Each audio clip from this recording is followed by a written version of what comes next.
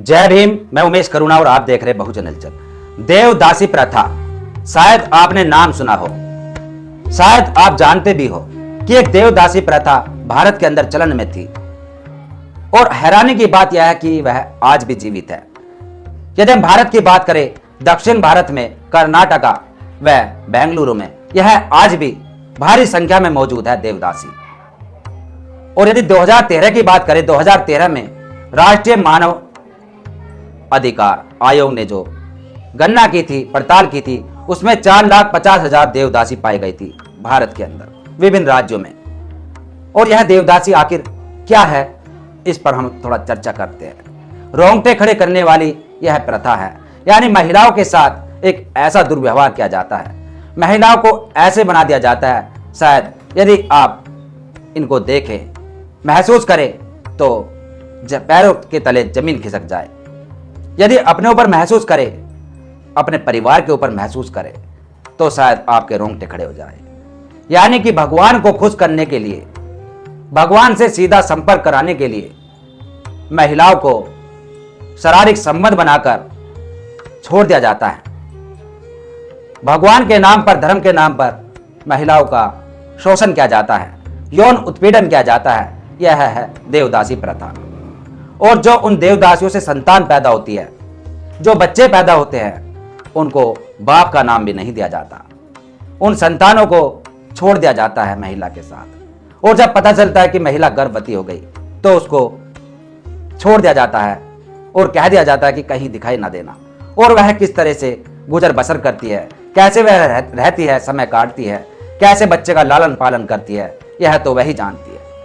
यानी कि वह दर दर भटकती है, भीख मांगती है और अपना जीवन बड़े दुख के साथ व्यतीत करती है। यह है देवदासी प्रथा।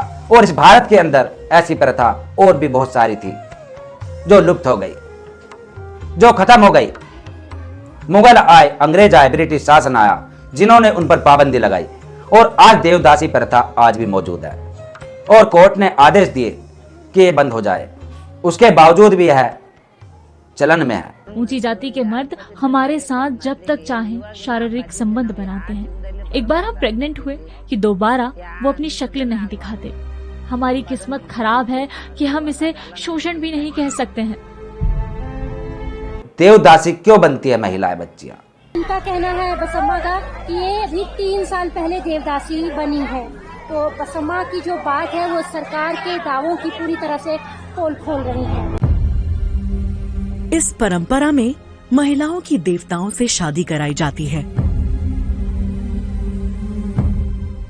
फिर पुरोहित और ऊंची जाति के लोग उनसे संबंध बनाते हैं। इनके बच्चों के पिता का नाम नहीं होता। मजबूरन ये वैश्यावृत्ति और भीख मांगकर जिंदगी जीती हैं। भगवान के नाम पर, देवियों के नाम पर पूर्णिमा की रात को एक मेला लगता है, मेले का आयोजन होता है।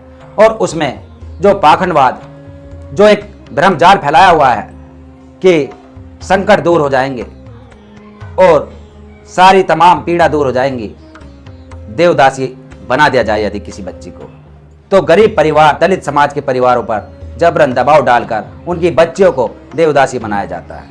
मंदिरों में सेवा के नाम पर उनको छोड़ दिया जाता है और उनके साथ कर्म कांड करके, तिलक वगैरह करके, और पूर्णिमा की रात को, जो कि हमने देखा, पढ़ा कि पूर्णिमा की रात को आयोजन होता है, चांदनी रात में उन बच्चियों को सिंदूर लगाकर, आधे माथे पर सिंदूर लगाया जाता है, कलावा, माला, हल्दी, बहुत सारे रिवाज करके उनको देवदासी बना दिया जाता है कि आप भगवान की सेवा में लुप्त हो जाओ, आप देवी की सेवा करो। और वहाँ जो हर मंदिर के अंदर पुरोहित होते हैं, वह उनसे शारीरिक संबंध बनाते हैं और कहते हैं कि आपका भगवान से सीधा मिलन होगा शारीरिक संबंध बनाने के नाम पर। और उनके साथ शारीरिक संबंध बनाते हैं, यौन उत्पीड़न करते हैं। और उस चार दीवारी से वह बाहर भी नहीं जाती, यानी मंदिर परिसर के क्षेत्र के अंदर ही वह रहती है, अपना रहन सहन करती है और वह किसी से अपना दुख भी नहीं बता पाती। और जब वह प्रेग्नेंट रह जाती है, गर्भवती रह जाती है, तो उसके बाद उनको भगा दिया जाता है और यह कह दिया जाता है कि अपनी शकल कभी भी किस मत दिखाना। और वह दर दर भटकती है, भीख मांगती है, अपना पालन पोषण करती है। और जब उनके संतान पैदा हो जाती है तो उनको बाप का भी नाम नहीं मिलता, बाप का नाम भी नहीं मिलता, और उनको कह देते थे उस समय हरिजन कि हरि की संतान, और आज वह देवदासियों की संतान कहलाती है क्योंकि हरिजन शब्द पर पाबंदी लग गई थी। और यह है भारत की स्थिति। भारत के अंदर ब्राह्मणवादी व्यवस्था, इस गली सड़ी व्यवस्था में ऐसी प्रथाएं और बहुत सारी थी। सती प्रथा, राजा राम मोहन राय ने जिसका विरोध किया, और भी बहुत सारी ऐसी प्रथा थी, बाल विवाह प्रथा, जिनका ब्रिटिश शासन ने विरोध किया, पाबंदी लगाई। और सती प्रथा बहुत गलत प्रथा थी, शायद आप जानते, महिलाओं को जिंदा जलाया जाता था इस हिंदूवादी, इस गली सड़ी व्यवस्था के अंदर। और आज जो देवदासी प्रथा है, पाखंडवाद व कर्मकांड में जकड़ी हुई मानसिकता से लोगों को गुमराह कर कर भ्रमित करके, क्योंकि उस समय जो हमने पढ़ा इतिहास में कि संतान जब नहीं बचती थी, बीमारियों के कारण मर जाती थी, तो वह लोग जो कि मानसिक गुलाम थे, वह देवदासी के नाम पर एक बच्ची को मंदिर में दान देने का वचन ले लेते थे कि यदि हमारे लड़की हुई तो उसको मंदिर में देवदासी बना देंगे, भगवान की सेवा में छोड़ देंगे। और उसके बाद यह चलन में आ गई। मंदिर के पुरोहित सबसे पहले शारीरिक संबंध बनाते हैं, जब उनका मन भर जाता है तो कुछ तथाकथित ऊंची जाति के दबंग लोग होते हैं, वह उनको जबरन उठा लेते हैं, जबरन उनको देवदासी बनाकर, देवदासी बनाने पर मजबूर करके उनको अपनी रखैल बना लेते हैं। यह है देवदासी प्रथा। और ऐसी बहुत सारी घटनाएं जो कि लोगों को तिल मिलाकर रख देती है, रोंगटे खड़े कर देती है सुनकर कि देवदासी में ऐसा किया। हम देवदासी प्रथा के कुछ आपको तस्वीरें दिखाते हैं। इन तस्वीरों से आप समझ जाएंगे कि भारत के अंदर हिंदू धर्म में खास तौर पर यह गली सड़ी व्यवस्था, जो कि एग्जाम्पल के तौर पर, उदाहरण के तौर पर आप देख सकते हैं, कोई काल्पनिक नहीं है, काल्पनिक नहीं है, ये सत्य है। और आप नेट पर सर्च करके देख सकते हैं। यदि आप चाहे तो कर्नाटक व बेंगलुरु में जाकर सर्च भी कर सकते हैं, पड़ताल कर सकते हैं। वहां आपको देवदासी बहुत सारी ऐसी बस्तियां मिल जाएगी जहां पर इनका क्षेत्र पाया जाता है। वहां पर हजारों की संख्या में आपको देवदासी के मोहल्ले मिल जाएंगे, जहां यह अपना भरण पोषण करती है, जहां रहन सहन करती है, यानी कि समाज से दरकिनार होकर इनके अपने अलग एरिया बने हुए हैं। यह है देवदासी प्रथा। और देवदासी प्रथा के अंदर जो आज भी चलन में है, सबसे बड़ी यहाँ पर विडंबना की बात यह है कि आज भी चलन में है। कोर्ट के आदेश के बाद भी इस पर बैन नहीं लग पाया। ये देखिए हिंदूवादी व्यवस्था की जीती जागती तस्वीरें, जो कि आप देख रहे हैं कि देवदासी प्रथा के अंदर ऐसा भी यहाँ होता है, भारत के अंदर खास तौर पर। और हम आपको दिखाते, विस्तार से बताते हैं। दैनिक भास्कर की रिपोर्ट के अनुसार जो हमने पढ़ा, उसमें लिखा हुआ है कि आंखों से आंसू भरे एक लड़की जया नाम की, जो कि 22 वर्ष की है, वह कहती है कि हमारा तो यहाँ ये हाल है कि अपने पिता का नाम भी हमें नहीं पता, जिन्हें अगर पता भी है वो डर के मारे नाम नहीं लेगा, क्योंकि वो पिता या तो कोई पंडित है या गांव का मुखिया या कोई दबंग, जिसने किसी सामान की तरह माँ को भोगा होगा और जब मन भर गया होगा तो छोड़ दिया होगा। यह है दास्तान, जीती जागती तस्वीर। दैनिक भास्कर की रिपोर्ट के अनुसार जो रिपोर्टिंग की गई, वहां बताया गया कि एक उलीमम्मा उम्र तकरीबन 50 साल की महिला, जो कहते कि हम 6 बहनें थी, 2 को माता पिता ने देवदासी बना दिया और 4 की शादी कर दी थी। मेरा पुरोहित 3 साल तक साथ रहा, उसने मुझे 2 बच्चे हुए, उसके बाद उसने मुझे छोड़ दिया। मैंने गुजारा कैसे किया है मैं जानती हूँ। जंगल में 50-50 किलो लकड़ी लेकर आती थी, उनके बंडल बनाती और शहर जाकर बेचती। एक दिन के ज्यादा से ज्यादा 10 रुपए ही मिलते थे। कई बार तो बच्चे भूखे ही रह जाते थे, भीख मांगकर गुजारा करना पड़ता था। देवदासी होने की वजह से जो कष्ट मुझे मिला वो किसी औरत को ना मिले। इस धरती का सबसे बड़ा श्राप देवदासी होना है। उल्ली मामा कहती है कि कहने को तो देवदासी घर की मुखिया होती है, वह घर का लड़का होता है, लेकिन हकीकत यह है कि हम देवदासियां शूद्र हैं।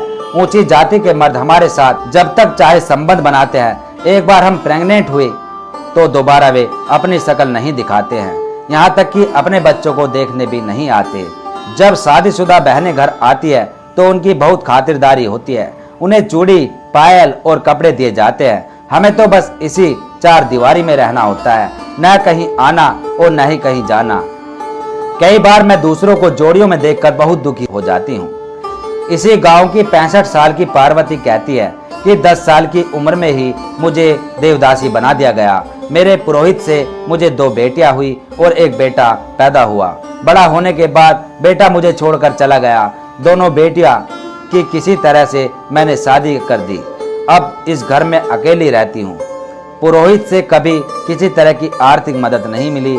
वह मेरी ही कमाई से ऐश करके चला जाता था। मैं अपने गुजारे के लिए या तो सब्जी बेचा करती थी या खेत में मजदूरी किया करती थी। बच्चों की पैदाइश से लेकर उनकी शादियां तक का खर्चा मैंने ही उठाया है। जब पुरोहित की मौत हुई तो मैं उसके घर गई थी। उसके परिवार ने मुझे घर में नहीं घुसने दिया। ये है देवदासियों की तस्वीरें, देवदासियों की जुबानी। आगे आपको बता दें कि देवदासी बनने वाली लड़कियां दलित परिवार की ही होती है। इन्हें सदा सुहागन समझा जाता है। पार्वती की बहनें और शिव की दूसरी पत्नी भी कहा जाता है। बताया यह भी जाता है कि दलित हुकगढ़ समिति शोषण मुक्ति संघ के तालुका प्रधान सत्यमूर्ति बताते हैं कि ये परंपरा सालों से चली आ रही है। यहाँ के मियाज खेरी गांव में तो एक वक्त ऐसा भी था, जो भी लड़की पैदा होती उसे देवदासी बनना ही होता था। गांव के मुखिया प्रधान या किसी दबंग का किसी लड़की पर दिल आ गया तो उसे अपने चेलों के जरिए उसके परिवार पर देवदासी बनाने के लिए दबाव डलवाते हैं। वे उस परिवार को डराते हैं कि तुम्हारे घर के संकट टल जाएंगे, अपनी इस बेटी को देवदासी बना दो। कमाल की बात तो यह है कि दक्षिण भारत के मंदिरों में इसके लिए देवदासी समर्पण का भव्य उत्सव होता था। कुंवारी कन्या का विवाह मंदिर के देवता से कराया जाता था। इसके बाद उसे मंदिर की सेवा के लिए रख लिया जाता था। बदले में उसे थोड़ी बहुत आर्थिक मदद मिलती थी। हर देवदासी के लिए मंदिर में पुरोहित होते थे। देवता से मिलाने के नाम पर वे देवदासियों के साथ संबंध बनाते थे। धीरे धीरे उनकी आर्थिक स्थिति खराब होती चली गई और वे अपना गुजारा चलाने के लिए वेश्यावृत्ति करने पर मजबूर हो गई। दबंग और रसूख वाले लोग जबरन अपनी पसंद की लड़कियों को देवदासी बनाने लगे। बाप ये कौन बोलता, हमको नहीं देखने को नहीं है। किन बाप बोलते, यही हमारे बाप नहीं बोलना चाहिए, नहीं ले। भारत में गली सड़ी व्यवस्था वाले हिंदू धर्म के अंदर इस तरह की बहुत सारी गली सड़ी व्यवस्थाएं मिल जाती है और जब इनको पढ़ते हैं, अध्ययन करते हैं, तब पता चलता है कि आखिर हिंदू धर्म से लोग क्यों नफरत करते हैं। हिंदू धर्म से तथाकथित वही लोग मोहब्बत करते हैं, वही लोग इसको अच्छा बताते हैं जिनको इससे लाभ होता है। जो लोग हिंदूवादी व्यवस्था या मनुवादी व्यवस्था में जकड़े हुए हैं, जो लोग चाहते हैं कि मजे की जिंदगी बीते, चाहे किसी का कितना भी नुकसान हो जाए, चाहे किसी को कितना भी प्रताड़ित करना पड़े, लेकिन अपना फायदा हो जाए, बैठकर फ्री का खाने को मिले और अपना काम चलता रहे, वही लोग हिंदू धर्म को अच्छा बताते हैं। लेकिन जिनके साथ अत्याचार सदियों से होता रहा, जिनको तथाकथित कुछ उच्च जातियां नीचा मानती रही और उनके साथ शोषण करती रही, वह लोग ही इस व्यवस्था को अच्छा बताएंगे। लेकिन आज के भारत में समाज जागरूक हो रहा है।